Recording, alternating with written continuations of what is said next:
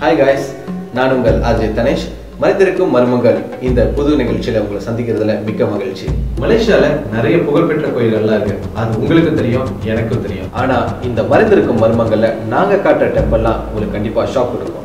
அந்த ரீதியில இந்த வாரம் பஸ்தர் ஜெயில இருக்கும் ஸ்ரீ ருத்ர வீரம்மா காளியம்மன் டெம்பிளுக்கு போயிருந்தோம். அந்த ஆலயத்தோட உபாசகரான சரவண தேவி அம்மாவை இன்டர்வியூ பண்ணியிருந்தோம். அந்த காட்சிகள் உங்களுக்காக.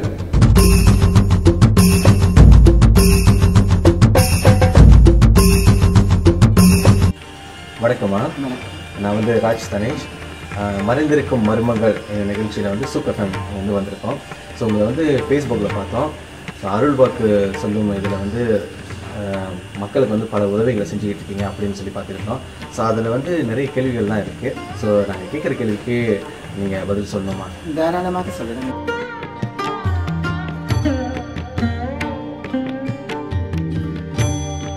அம்மா, இந்த ஆன்மீக வழியில் எப்படி நீங்கள் உங்களை ஈடுபட்டுக்கிறீங்க?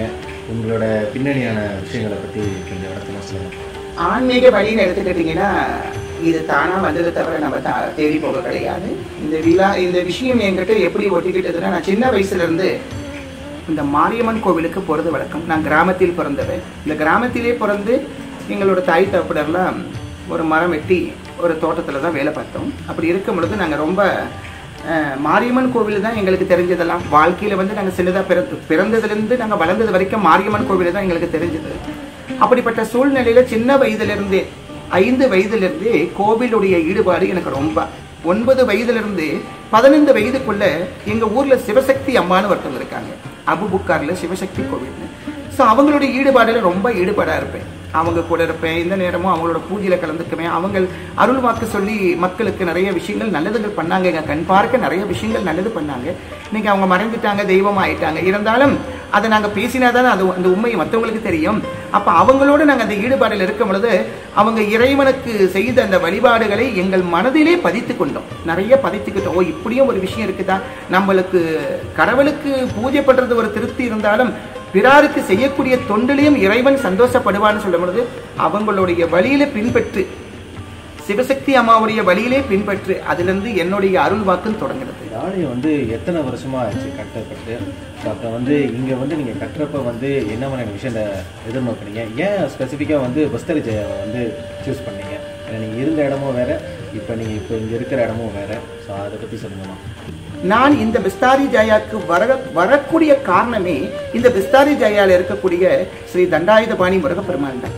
இந்த முருகப்பெருமானுடைய கோவிலுக்கு நாங்கள் தொண்டு செய்வதற்கும் வேலைக்காகவும் இந்த கோயிலுக்கு வந்தோம். இந்த கோவிலில் வேலை செய்த சில நாட்கள்ல தமிழ்நாட்டுக்கு சென்று மகாபலிபுரத்துல இந்த விக்கிரகத்தை, அம்பாளுடைய விக்கிரகத்தை செய்து கொண்டிருந்தாங்க. அப்ப நாங்க விக்கிரகத்தை பார்க்கும் பொழுது இது என்னமோ என்னை அந்த இடத்துக்கு கூட்டிட்டு போ, நீ இருக்கிற இடத்துக்கு என்ன கூட்டிட்டு போன்னு சொன்ன மாதிரி இருந்தது. என் கையில இருந்த பணத்தை கட்டி அம்பிகையை மலேசியா திருநாட்டுக்கு கொண்டுட்டு வந்துட்டு என்ன பண்றதுன்னு ஆலோசிச்சுக்கிட்டு இருந்தோம். நான் அருள் வாக்கு சொல்றவ தான் இருந்தாலும் இவ்வளவு பெரிய விக்கிரகத்தை கொண்டுட்டு வந்துட்டுமே, இதுக்கு என்ன பண்ணிடலாம் அப்படிங்கறது ஒரு பெரிய ஆலோசனையாக இருந்தது. அப்ப சரி, நம்ம பிறந்த ஊர்ல காளியம்மன் கோவில் இருக்கு, அங்க கொடுத்துடலாம் அப்படின்னு சொல்லி ஒரு முடிவில் இருக்கும் பொழுது அந்த அம்பாள் என்னை போக விடாம இரவுல சொப்பனத்துல இந்த இடத்துல எனக்கு ஒரு திருக்கோவில் அமைத்து என்னை இங்க அமைத்து வையி, இங்க பல விஷயங்கள் நான் பண்ண வேண்டியது இருக்கு. அம்பிகை எனக்கு கொடுத்த உத்தரவும்படிதான் இங்கே ஒரு கோவிலை எழுந்தருள் செய்ய வைத்தோம். இந்த கோவிலை எழுந்தருள் செய்ய வைப்பதற்கு நான் பட்ட கஷ்டங்கள் எண்ணில் அடங்காது. எதிர்ப்பு மட்டுமில்லை, பல போட்டி போராமைக்குள் செயல்பட்டு அதிலையும் வெற்றியை பார்த்துதான் இந்த நிலத்தையும் என்னை வாங்க வைத்து இந்த நிலத்தின் மூலியமாக இவ்வளவு பெரிய கோவிலை அமைக்க வைத்திருக்கார். எத்தனை வருட காலமா அருள் வாக்கு சொல்லிக்கிட்டு இருக்கீங்க? அருள் வாக்குங்கிறது எப்படின்னா, இந்த கோவிலை கட்டுறதுனாலதான் அருள் வாக்கு சொல்றேன்னு கிடையாது. நான் சின்ன வயதிலே சொன்னீங்களா, இறை வழிபாடுன்னு எனக்கு ரொம்ப பிடிக்கும். கோவில்ல மணி சத்தம் கேட்டுதான் ஓடிடுவேன். அதாவது நிறைய எங்க ஊர்ல எடுத்துக்கிட்டீங்கன்னா சக்தி கரகம்னு சொல்லுவாங்க இல்லையா, கரகம் பாலிப்பது. அதாவது கரகம் பாலித்து அருள் வாக்கு சொல்றதே நான் 9 வயதுல இருந்து செய்தேன். இந்த 9 வயதுல இருந்து எனக்கு அருள் வாக்கு மேல, அதாவது பக்தர்கள் என்னை நாடி பல கோவில்கள் என்னை நாடி சக்தி கரகம் எடுங்கம்மா, நீங்க கரகம் தூக்கி வந்தாதான் எங்களுக்கு திருப்தின்னு சொல்லி கரகங்களை தூக்கி தீ மிதிச்சு வருவது என்னுடைய வழக்கம். அது அந்த காலத்திலிருந்தே நான் வாக்கு சொல்வது உண்மை. ஆனால் இப்போது அதையெல்லாம் விட்டுட்டு ஆலயத்தில் மட்டுமே உட்கார்ந்து அருள் வாக்கு சொல்ல வேண்டிய காரணம் என்னன்னா, அம்பாள் எனக்குன்னு ஒரு இடத்தை கொடுத்துட்டாங்க, அந்த இடத்திலே அமர்ந்து அவங்களுக்கு செய்ய வேண்டிய பணிவிடைகளை செய்து கொண்டு வர. என்ன மாதிரியான மனநிலைமையில வந்து மக்கள் எல்லாம் வராங்க, அவங்களுக்கு என்ன மாதிரியான விஷயங்களை வந்து நீங்க தீர்த்து கொடுக்குறீங்க? நிறைய விஷயங்கள். அதாவது மனநிலைன்னு எடுத்துக்கிட்டீங்கன்னா, சொன்னா ஒரு ஜோக்கு சொல்றேனே, நிஜ பேயும் வரும், நிஜமில்லாத ஒரு பேயும் வரும். ஸோ இந்த மாதிரி மனிதனுடைய வாழ்க்கையில நிறைய இழிவுகள் உண்டு இல்லையா? அந்த மாதிரி பல பிரச்சனையில எங்களை தேடி வரவங்க இருக்காங்க. அரசாங்க பிரச்சனையில வராங்க, பணம் பிரச்சனையில வராங்க, நோயில வராங்க, காதல் தோல்வியில வராங்க. ரெண்டாவது, தாய் தந்தையார் தன் பிள்ளைகளை சரியான முறையில படிக்கல, அவங்களோட சிந்தனைகளை கல்வியில செலுத்தாம காதல்ல செலுத்துறாங்கன்னு என்னை தேடி வராங்க. அவங்களுக்கெல்லாம் அறிவுரை சொல்றோம். அதாவது இதுக்கு சாமியாடி தான் பதில் சொல்லணும்னு அவசியம் இல்லை, நம்மளுக்கு தெரிந்த நல்ல விஷயங்களை அவங்களுக்கு பகிர்ந்துக்கிறோம். அந்த மாதிரி பல விஷயங்களை இந்த இடத்துல உட்கார்ந்து நான் தீர்த்து வைக்கிறேன். நம்மவர்கள் தான் இந்த ஆலயத்துக்கு வராங்களா, இல்லை மற்றவர்களும்? இல்லை, சீனர்களும் வராங்க, மலாய்க்காரர்களும் வராங்க, முஸ்லீம் ஆளுங்களும் வராங்க, கிறிஸ்தவர்களும் வராங்க. அதாவது ஆலயத்துக்குள்ள வரும்பொழுது நம்ம இந்து மதத்துல என்ன சொல்லப்பட்டிருக்கு? லோகா சமஸ்தா சுகினோ பவந்து, லோகத்தில் உள்ள அனைவர்களும் சேமத்துடன் வாழணும்னு தானே இந்து மதத்துல சொல்லியிருக்கு. இந்த மதத்துல அவங்க வந்தாதான் நம்ம அவங்களுக்கு அருள் பாவிக்கணும், மற்ற மதத்துல வந்தவங்களுக்கு அருள் பாவிக்க கூடாது நம்ம மதத்துல சொல்லலையே. எம்மதமும் சம்மதம் தான் இந்து மதம். அப்படிப்பட்ட இந்த அற்புதமான மதத்தில யாரு வந்தாலும் அவங்களுக்கு நல்லது கிடைக்க வேண்டியது நம்மளுடைய கடமை. அதனால எந்த மதம் வந்தாலும் அவங்களுக்கு செய்ய வேண்டியது நம்மளோட கடமை. அருள் வாக்குனா என்ன?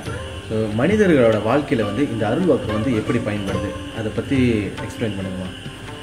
அருள் வாக்கு என்பது என்னன்னு கேட்டீங்கன்னா, தன்னையே மறந்து அம்பிகையை ஒரு நிலைப்படுத்தி, நம்மளோட சிந்தனைகளை ஒரு நிலைப்படுத்தி, அம்பிகையை தன் சிந்தனைக்குள் நிறுத்தி பிறாருக்கு நம்ம கொடுக்கக்கூடிய வாக்கு தான் அருள் வாக்கு. இன்னைக்கு ஒரு கெட்டவனாவே இருப்பான், அவன் இன்னைக்கு என்ன தேடி வருவான். அவனுடைய சிந்தனைகள் பார்த்தீங்கன்னா இறைபக்தி இருக்காது, அவனோட சிந்தனைகளை பார்த்தீங்கன்னா எந்த ஒரு கடவுள் மேலே நோற்றங்கள் இருக்காது. இன்னைக்கு வீட்டுல சாமி இருக்கும், இன்னைக்கு காலையில நீ சாமி கும்பிட்டியா? கும்பிட்டுட்டேன். சரி, என்ன சாமி கும்பிட்டேன் தெரியல, என்னமோ வீட்டுல இருந்துச்சு, எடுத்து கும்பிட்டேன், விபூதி வச்சுக்கிட்டு வந்துட்டேன். அது பாத்தீங்கன்னா நம்ம சமயத்துடைய பற்றுதல் ஓரளவு கூட கிடையாது இல்லையா? ஆனா இந்த அருள் வாக்குல பாத்தீங்கன்னா அந்த மாதிரி இறை சிந்தனையே இல்லாத பிள்ளைங்க இன்னைக்கு என் பேச்சை கேட்டு பஞ்சபாத்திரத்தை எடுத்து இன்னைக்கு மணி அடிச்சு பூஜை பண்றாங்கன்னா அந்த வகையில நான் நன்மை செய்திருக்கேன் அர்த்தம்.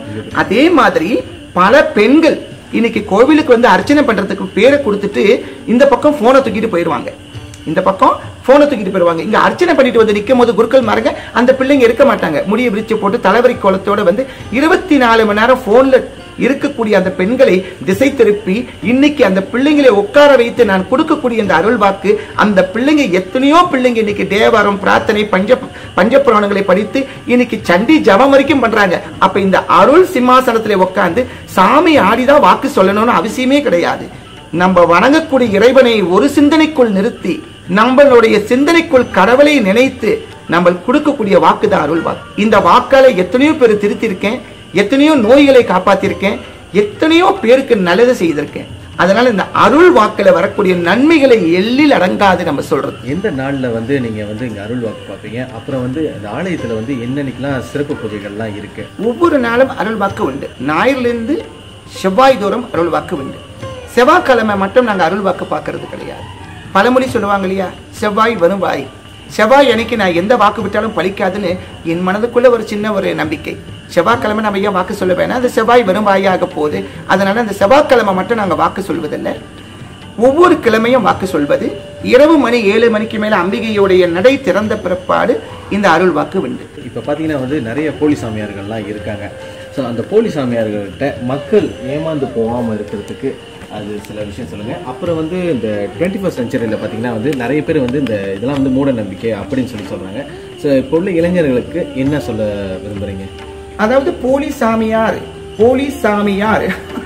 இந்த போலி சாமியாரை ஆக்கக்கூடியவர்களே இவர்கள் தானே. அதாவது உண்மையை தேடி எதுவுமே போறது இல்லையே. ஒரு பழமொழி எடுத்துக்கங்க, இன்னைக்கு இந்த உலகத்தில வந்து நிறைய விஷயங்கள் இருக்கு இல்லையா. இன்னைக்கு பாத்தீங்கன்னா சிவபெருமான், விஷ்ணு, பிரம்மா, பார்வதி, லட்சுமி, சரஸ்வதி, இன்று 3 சக்திகளையும் நம்ம வணங்கிக்கிட்டு வரோம். இவங்க தான் உலகத்துக்கு தாயும் தந்தையும் நினைத்து நம்ம வணங்கிக்கிட்டு வரோம். இன்னைக்கு வைதீகத்தில் உள்ளவங்க பெருமாளே வணங்கிக்கிட்டு இருக்காங்க, சிவாகமத்தில் உள்ளவங்க சிவபெருமானே. அதாவது அவங்க சொல்ல கிடையாது சிவன் இல்லைன்னு, இவங்க சொல்லக்கூடியது பெருமாள் இல்லைன்னு. எல்லாருமே இருக்கு.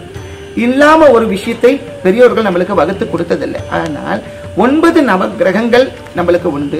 இந்த கிரகங்களை பூஜிக்கும் பொழுது எத்தனையோ யுகங்கள், அதாவது யுகத்திலே வந்ததுதான் நவ கிரகங்கள். அப்ப இந்த நவகிரகத்தை பெரியோர்கள் நம்மளுக்கு சொல்லியிருக்காங்க, இப்படிதான் வணங்கணும், இப்படிதான் இருக்கணும் அப்படின்னு. ஆனா இப்போ ஒரு புதுசா கேள்விப்பட்டிருப்பீங்களா, நவக்கிரக பாபான்னு கேள்விப்பட்டிருக்கீங்களா? அது எவ்வளவு பெரிய தப்பு.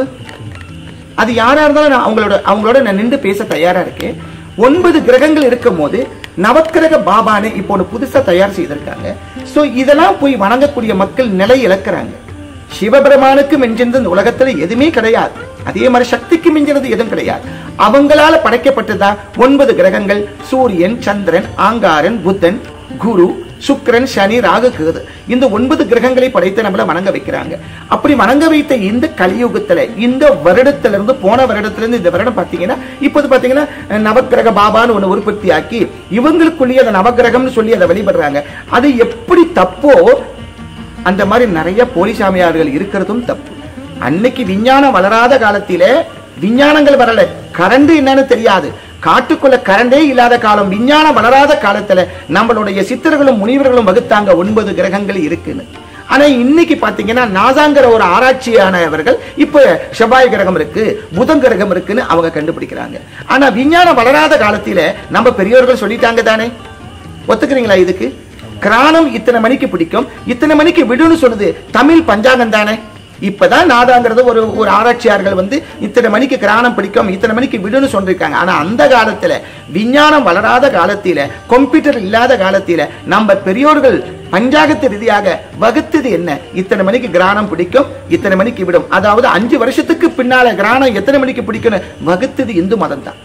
அப்படிப்பட்ட இந்து மதத்துடைய விஷயங்களை நம்மளுடைய இளைஞர்கள் வந்து அதை கலந்துக்கலன்னு சொல்லும் போது இதை அவங்க தான் அவங்களோட தன்மையை இழந்துக்கிறாங்களே தவிர இறைவன் ஒரு நாளும் தன்மை இழக்கவே மாட்டான். போலிசாமியார் எதனால் உருவிக்கப்பட்டாருன்னு, மனிதனாகிய நாம் இன்னைக்கு பாத்தீங்கன்னா யாரு ஒருத்தவங்க சாதனை செய்யறாங்களோ அவங்கள சாமியா கும்பிடுது இந்த உலகம். இன்னைக்கு இவ்வளவு பெரிய பிஸ்தாரி ஜாயாவில் ஒரு பெரிய கோயில் கட்டியிருக்கோம். இன்னைக்கு என்னால எத்தனையோ குடும்பம் வாழ்ந்திருக்கு, இன்னைக்கு எத்தனையோ பேரை நான் வாழ வச்சிருக்கேன் அப்படின்னு சொல்லும் பொழுது இன்னைக்கு நீங்க பாத்தீங்கன்னா ஒரு சண்டி ஹோமத்துக்கு, இந்த கோவிலில் நடக்கிற பெரிய பெரிய சண்டி ஹோமம், பெரிய பெரிய விழா நாட்கள்ல வந்தீங்கன்னா இந்த கோவிலால அடையப்பட்ட பலனை சொல்வதற்கு 1000க்கு மேல மக்கள் காத்திருக்காங்க. இந்த பலனை சொல்லுவாங்க, எதனால் நாங்க நன்மை அடைந்தோம்னு. எவன் ஒருத்தன் நான் சாமி என்கிறானோ, நான் கடவுள் என்கிறானோ அவனே போலிசாமியாராகுவான். இந்த உடம்பு என்னைக்கும் அழுவக்கூடியது, நம்ம இறைவனாக முடியாது. இன்னைக்கு இறைவனுக்கு கோவிலை கட்டி கும்பாபிஷேகம் பண்ணி பெரிய ஸ்தலத்தை உருவாக்கலாம், அதுக்காக நம்ம இறைவன் ஆகவே முடியாது. இதுதான் நீங்க தெரிந்து கொள்ளணும். இந்த பெரிய விஷயங்களை நீங்க பண்றீங்க ரொம்ப மக்களுக்கு ஞானத்தை தெரிய வைக்கணும்னு. இன்னைக்கு எவனாவது ஒருத்தன் போய் 1000 வெள்ளி கட்டி நான் சாமியை பார்க்கணும்னு சொன்னா அங்கதான் போலிசாமியார். இறைவன் பணத்துக்காக வரமாட்டான், அன்புக்கு மட்டுமே வரும். அதான் அன்பே சிவம்னு சொன்னாங்க. நிறைய விஷயங்கள் உங்களுக்கு தெரிஞ்சுக்கணும்னு ஆசைப்பட்டீங்களா? என்ன வந்து கலந்து கொள்ளலாம். என்ன கலந்துக்கணும்னா எனக்கு கீழே நிறைய பேர் இருக்காங்க, அவங்களை கலந்து எங்களுடைய ஆலயத்துடைய விலாசங்களையும் எங்களுடைய பதிவுகளையும் பெற்றுக்கொண்டு நீங்களே எங்களை வந்து பார்க்கலாம். இதுல எந்த மதமாக இருந்தாலும் இதுக்கு நாங்க விளக்கம் கொடுக்க தயாராக இருக்கோம். எல்லா மதமும் ஒன்றேதான், எல்லாம் ஒன்றே, அவனே சிவம், அவனே எல்லாம் அனைத்துமே. இதனால யாரு எந்த கேள்வி கேட்க வந்தாலும் அதுக்கு விளக்கம் கொடுக்க நாங்க தயாரா இருக்கோம். நன்றி, வணக்கம்.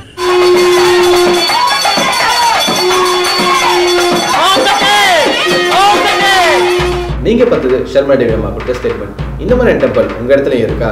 தாராளமாக நீங்க எங்களை கான்டாக்ட் பண்ணலாம். இந்த நிகழ்ச்சியை பத்தி நீங்க என்ன நினைக்கிறீங்க கீழே கமெண்ட் பண்ணுங்க. மறக்காம எங்க சேனலை சப்ஸ்கிரைப் பண்ணுங்க. அடுத்த எபிசோடில் உங்களை சந்திக்கும் வரை வேட்டை தொடரும்.